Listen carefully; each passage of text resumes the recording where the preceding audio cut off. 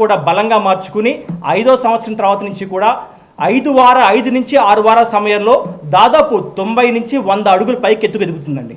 ఆ 90 నుంచి 100 అడుగులు ఎత్తుకు ఎదగడానికి దానికి కావాల్సిన సమయం కేవలం 5 నుంచి 6 వారాలు మాత్రమే. కానీ ఈ రైతు పడ్డ కష్టం ఎన్ని సంవత్సరాలు మీకు తెలుసా? 5 సంవత్సరాల కష్టం. ఈ 5 సంవత్సరాల కష్టం ఎవరికి కనపడదు. ఈ 5 సంవత్సరాల కాలాన్ని చూసే వ్యక్తులు ఏమంటారంటే ఈ రైతు నాటాడు కానీ ఎటువంటి ఫలితాలు రాలేదనుకుంటారు. ఎవరైతే ఈ చైనీస్ బ్యాంబూ విత్తనం మొలకెత్తే సమయం నుంచి 5 వారాల పాటు చూస్తారో చాలా అదృష్టవంతుడితను ఏ పని చేయకుండానే 5 వారాల్లో 100 అడుగులు చెట్టుని ఇతను నాటేశాడని చెప్పి అనుకుంటారు. కానీ ఆ రైతు పడ్డ కష్టం 5 సంవత్సరాల 5 నెలలండి. ఈ 5 సంవత్సరాల 5 నెలలు పవన్ కళ్యాణ్ గారి విషయంలో తీసుకుంటే కనుక దాదాపు పుష్కర కాలం పాటు 2008 నుంచి కూడా కామన్ మ్యాన్ ప్రొటెక్షన్ ఫోర్స్ అనే ఒక వ్యవస్థని స్థాపించి ఆ రోజు నాటి నుంచి యువరాజ్యం అధ్యక్షుడిగా ఆ రోజు ఆయన చేసిన శ్రమ, జనసేన పార్టీని 2014లో స్థాపించినటి నుంచి కూడా ఆయన పెట్టిన కృషి, దానికి ఫలితమే జనసేన పార్టీ ఈ ఎన్నికల్లో 21 స్థానాలు గెలవడం. దాని ఫలితమే ఈరోజు రాష్ట్ర వ్యాప్తంగా కూడా మారుమూల ప్రాంతాల నుంచి గ్రాస్ రూట్ లెవెల్స్ నుంచి నాలాంటి యువకుల్ని పైకి తీసుకొచ్చి ఈరోజు మీ ముందు నుంచో పెట్టి నిన్న మీకు సీకే కన్వెన్షన్ తీసుకుంటే కనుక దాదాపు 825 మందిని రాష్ట్ర వ్యాప్తంగా పవన్ కళ్యాణ్ గారు హ్యాండ్ పిక్ చేసి, అంటే ఏ విధంగా అయితే కనుక ఒక సీడీ యొక్క గుణగణాలను చూసి దాని ప్రొడక్ట్ని చూసి టెస్ట్ చేసి ల్యాబొరేటరీ టెస్టెడ్ అని చెప్పి మనం సర్టిఫై చేస్తామో ఆ విధంగా ఇన్నేళ్ల పాటు టెస్ట్ చేసి యువతీ యువకుల్ని ఆయన ఎన్నుకుని వాళ్ళకి ఈరోజు రాష్ట్ర స్థాయిలో గుర్తింపు తీసుకొచ్చారు. మరి మీరు తీసుకుంటే కనుక అరకు ప్రాంతం నుంచి బాబురావు అనే ఒక వ్యక్తి, మారుమూల ట్రైబల్ కుర్రవాడు. అదేవిధంగా భీమిలి నియోజకవర్గం నుంచి ఒక టీ షాప్ నడుపుకునే శివ అనే వ్యక్తి, తెనాలి నుంచి టైలరింగ్ వర్క్ చేసుకునే ఒక శివకుమార్ అనే వ్యక్తి, ఇలా వీళ్ళందరినీ కూడా రాష్ట్ర స్థాయిలో జనసేన పార్టీలు ఈరోజు మనకి జనసేన పార్టీ నిర్మాణ బాధ్యతలు అప్పచెప్పారు. మరి కాబట్టి ఈ నిర్మాణ బాధ్యతల్లో ఎటువంటి కార్యక్రమాలు నిర్వహిస్తాం అనేది ఈ విషయాన్ని మీ అందరికీ నేను తెలియజేస్తాను. సో దీంట్లో భాగంగా మనకి పవన్ కళ్యాణ్ గారు, మా అధ్యక్షులు పవన్ కళ్యాణ్ గారు ఒక కమిటీని నియమించారండి. దీంట్లో కమిటీలో 28 సభ్యులు ఉంటారు. ఈ సభ్యులు మొత్తం మీద కూడా ఒక అబ్జర్వర్, దాంతోపాటు 3 సీనియర్ నాయకులు, 3 సాధక్ రిప్రజెంటేటివ్స్, దాంతోపాటు 21 మంది సాధక సభ్యులు. సో వీరందరినీ కలుపుకుంటే కనుక ఒక పార్లమెంట్కి 28 మంది సభ్యుల్ని అధ్యక్షులు పవన్ కళ్యాణ్ గారు ఈ సమాచార సేకరణ కమిటీ కింద నిర్ణయించడం జరిగింది. సో మన రాష్ట్రంలో ఉన్న 25 పార్లమెంట్లు కూడా ఈ కమిటీ ఆల్రెడీ నిన్న రాత్రికే చేరుకుంది. ఈ రోజు ఉదయం నుంచి అంటే జూన్ 29 నాటి నుంచి కూడా 5 రోజుల పాటు ఈ కమిటీ వాళ్ళ కార్యక్రమాన్ని పూర్తిగా విధి విధానాలతో పాటు నడుపుతూ ఉంటారనమాట. సో ఈ కమిటీలో ఎవరైతే ఉన్నారో ప్రతి ఒక్క వ్యక్తి కూడా సమాన గౌరవంతో వారందరూ కూడా మన కార్యక్రమాలు పాల్గొంటారు. సో వీళ్ళు 5 రోజుల్లో చేయవలసింది ఏంటంటే డే 1 ఈరోజు కాన్స్టిట్యున్సీ యొక్క హెడ్ క్వార్టర్స్కి వెళ్ళడం, ఒక వెన్యూని సెలెక్ట్ చేసుకోవడం, అక్కడ జనసేన పార్టీ యొక్క ముఖ్య నాయకులందరినీ పిలవడం, మనం ఈ 5 రోజుల పాటు చేసే ప్రక్రియని చాలా క్లియర్ కట్గా ఎక్స్ప్లెయిన్ చేయడం. దాంతోపాటు మధ్యాహ్నం నుంచి కూడా ఆ పార్లమెంట్లో ఉన్న కాన్స్టిట్యున్సీలు ఏవైతే ఉంటాయో 7 కాన్స్టిట్యున్సీలు ఉంటాయో 7 కాన్స్టిట్యున్సీలు కూడా పర్యటించి జనసేన పార్టీ నిర్మాణంలో భాగం కావాలనుకున్న వాళ్ళు, జనసేన పార్టీ కమిటీల్లో ఎవరైతే భాగం అవ్వాలనుకుంటున్న వారు మీ అందరి దగ్గర నుంచి కూడా సమాన అవకాశం కలిగిస్తూ అప్లికేషన్స్ మేము తీసుకుంటున్నాం అనే విషయాన్ని తెలియజేయడం.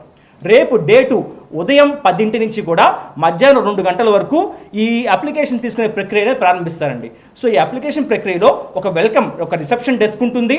దానంతరం ఒక 3 డెస్కుల్లో సీనియర్ నాయకులు మరియు సీనియర్ సాధకులు మరియు సాధక సభ్యులందరూ కూడా కూర్చుని ఉంటారు. మరియు ఒక అబ్జర్వర్ డెస్క్ ఉంటుందన్నమాట.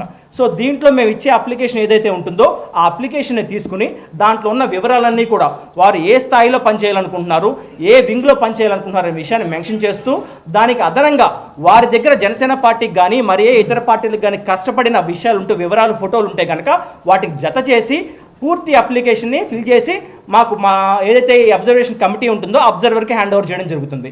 దీంట్లో మేము ఎంత ట్రాన్స్పరెంట్గా ఉన్నామంటే ఎలా అయితే ఒక ఎలక్షన్ ఎఫిడవిట్లో మీ పైన ఏమైనా కేసులు ఉన్నాయా అని అడుగుతారో ఆ విషయాన్ని కూడా ఎవరైతే దరఖాస్తుదారులు ఉంటారో వారు దాంట్లో మీ పైన ఏదైనా కేసులు ఉన్నాయా, ఉంటే ఎటువంటి కేసులు ఉన్నాయనే విషయాన్ని కూడా అధ్యక్షులు పవన్ కళ్యాణ్ గారు చాలా కూలంకషంగా తీసుకోబోతున్నారు. నాకు తెలిసి రాజకీయ చరిత్రలో, దేశ రాజకీయ చరిత్రలో ఇలాంటి ఒక ప్రక్రియ ఏ రాజకీయ పార్టీ కూడా పెట్టి ఉండదండి. ఏమన్నా ఉంటే కనుక కొన్ని ఐడియాలజికల్ ఆర్గనైజేషన్స్ ఏమైనా నడుపుతున్నాయేమో కానీ ఒక జనసేన ఒక పొలిటికల్ పార్టీలో ఇలాంటి ఒక ప్రక్రియ తీసుకోవడం ఇదే మొదటిసారి.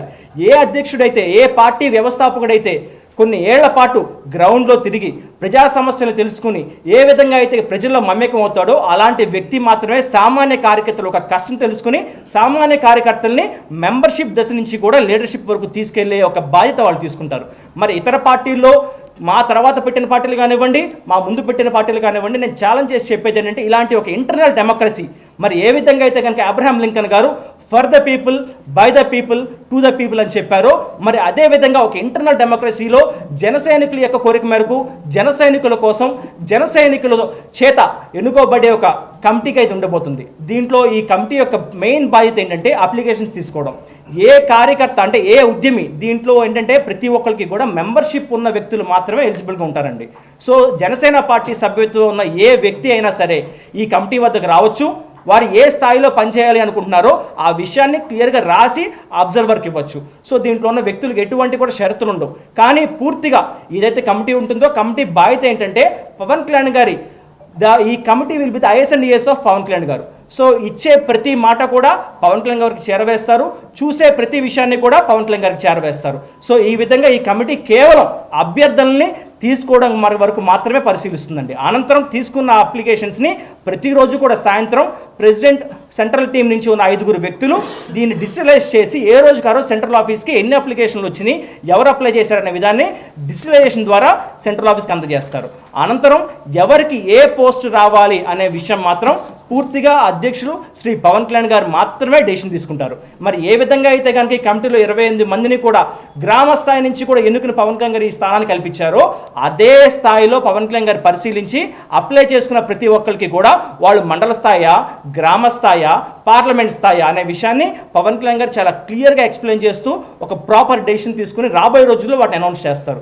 సో కాబట్టి దీంట్లో ఎవరైతే అబ్జర్వర్స్ ఉంటారో వీళ్ళని మేము కోరుకునేది ఏంటంటే అబ్జర్వింగ్ టీం ఉంటారు, వీళ్ళని కోరుకునేది ఏంటంటే ప్రతి ఒక్కళ్ళు కూడా మీరు ముందుగా ఒక వెన్యూని సెలెక్ట్ చేసుకోవాలి. ఆ సెలెక్ట్ చేసుకున్న వెన్యూని సెంట్రల్ ఆఫీస్కి తెలియజేయాలి. మరియు మీ పార్లమెంట్ పరిధిలో ఉన్న ప్రతి కాన్స్టిట్యున్సీకి కూడా ఈ విషయాన్ని తెలియజేయాలి. ఉదయం 10 గంటల నుంచి సాయంత్రం 6 గంటల వరకు కూడా అప్లికేషన్స్ స్వీకరించాలి. వచ్చిన ఏ ఒక్కరితో కూడా దురుసుగా మాట్లాడకూడదు. స్వలాభాన్ని లేదు నాకు కావాల్సిన వ్యక్తి అనే విషయాన్ని అక్కడ మీరు ఎక్కడ కూడా ఎక్స్ప్రెస్ చేయకూడదు. ప్రతి ఒక్కరికి ఈక్వల్ ఆపర్చునిటీ, ఈక్వల్ రైట్ ఇవ్వాల్సిన బాధ్యత అబ్జర్వర్స్ టీంకి ఉంటుంది. సో ఇలా తీసుకున్న అప్లికేషన్స్ అన్నీ కూడా జత చేసి సెంట్రల్ ఆఫీస్కి పంపించడం జరుగుతుంది. ఎవరైతే మనకి డే వైజ్ ఈ అప్లికేషన్స్ కలెక్ట్ చేస్తారో మా అభ్యర్థులు ఏంటంటే ఈ అబ్జర్వేషన్ కమిటీ ప్రతిరోజు కూడా లోకల్గా ప్రెస్ మీట్స్ కండక్ట్ చేయాలి. ప్రతిరోజు జరుగుతున్న యాక్టివిటీని లోకల్ ప్రెస్ ద్వారా కానివ్వండి, లేదు సోషల్ మీడియా ప్లాట్ఫామ్స్ ద్వారా కానివ్వండి, జేఎస్పీ మెంబర్షిప్ టు లీడర్షిప్ అనే ఒక హ్యాష్ట్యాగ్ని వాడి వాళ్ళ సోషల్ మీడియా ప్లాట్ఫామ్ ద్వారా బయటికి తెలియజేయాలి. అదేవిధంగా ఎవరైతే అప్లికేషన్ ఫామ్ ఫిల్అప్ చేస్తున్నారో ఆ వ్యక్తులు